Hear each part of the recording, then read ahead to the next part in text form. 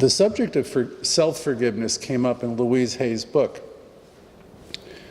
Different ideas were expressed by Louise in the book, You Can Heal Your Life. She'll say, all healing is self-healing. And that's a big idea. Sometimes we say it very quickly. All healing is self-healing. So that even means with my relationships with other people.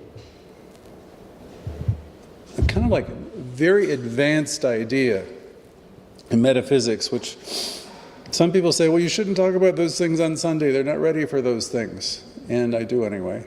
The idea is, since we live and move and have our being in this one life, you can say in God, you can call it anything you want to call it.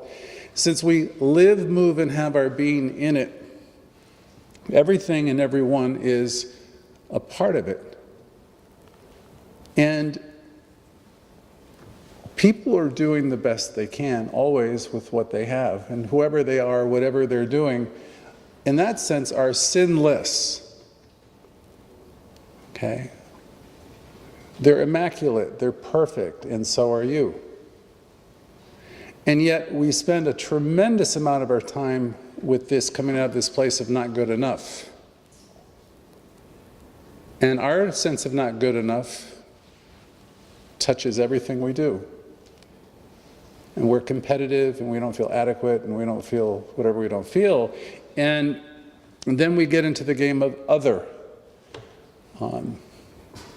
We are, what I learned in therapy years ago, other referred people, meaning we spend a lot of time talking about other people.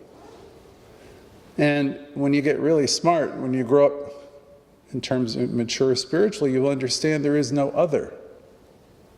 Everything is a reflection of you. So the work we do always is in mind. The work we do is in consciousness. We begin to notice what comes up for us. See, when I'm disturbed about anything, any situation, any fact of my life, I know who's got the problem. I've got the problem.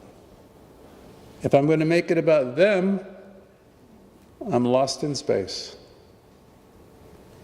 You have the ability to live in peace. You have the ability to live with joy. You have the ability to live in contentment and peace and love. It's all there for you, right? So why do we descend into these worlds of consciousness where we do the, he did this to me and she did that to me, and it goes on and on and on. And we call ourselves metaphysicians. We call ourselves truth students. But we're more lost than lost. When you remember to plug in to Source, and you remember who and what you are,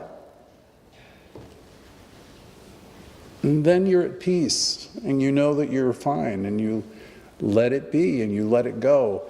And you learn to love yourself, and then you're able to extend that very thing to other people. When people are all twisted up, they don't need your judgment. When they're all messed up, and even if they're attacking you, they're doing the best they can with what they got.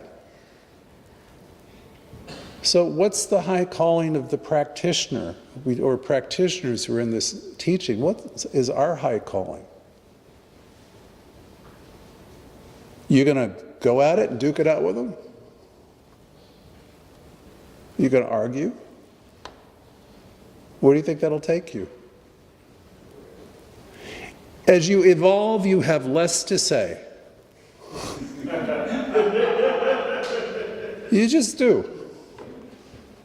Because you know they're doing the very best they can. This is as God created them, in the light and the love and the glory. They're doing the best they can where they are. They are evolving along a path, and so are you.